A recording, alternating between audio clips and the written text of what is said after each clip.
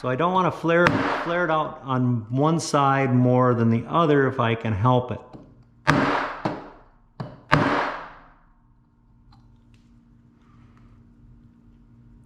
Okay, can everybody kind of see that now?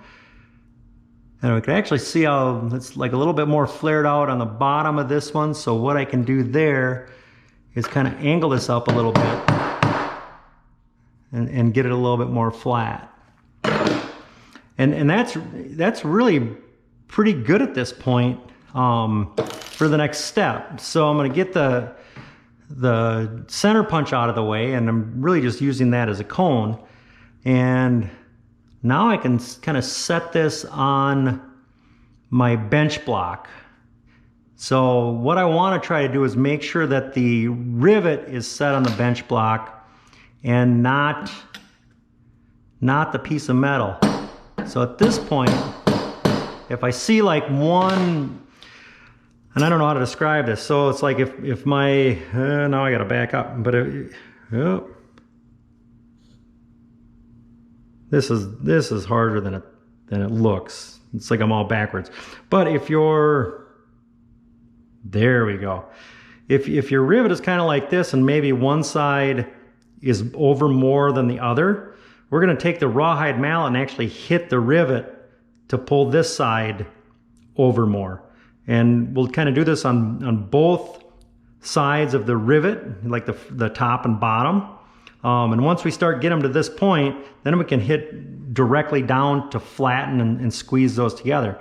But to do this, and again, I don't know if we can see this or not, but this side of the rivet is actually down more than this one. So what I can do is put this on the bench block, and I'll actually take this rawhide mallet and I'll kind of try to hit that the edge that's not down as much, and I'll kind of hit it in a dragging motion to try to pull that over.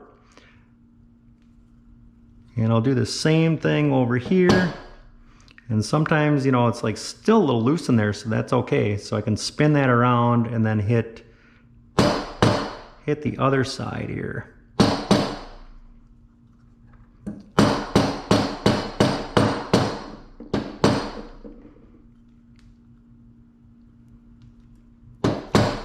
Flip that over and kind of do the same thing.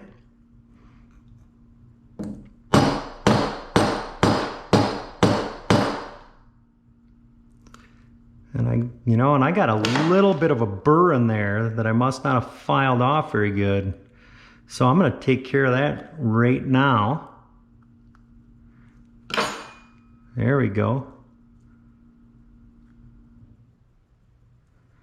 And try to flatten these down now.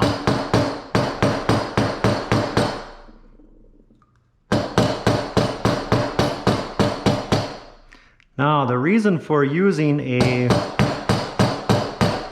rawhide mallet here is to try not to, so I'm not marring the metal.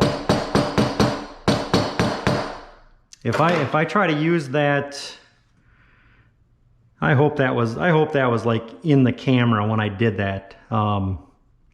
If not, I apologize. But you know, that's the tube rivet. So if you look really closely, that thing is set, and it actually looks, you know, I like the look of these tube rivets. You know, they look like grommets, and they are pretty structural. But that half times the diameter sticking out on each side is critical. If you make these too long, it's going to cause you problems. If you make it too short, that's going to cause problems as well, and you're not going to have enough material to really catch it. So I hope that makes sense, and I'll be back to show you tabs. See you later.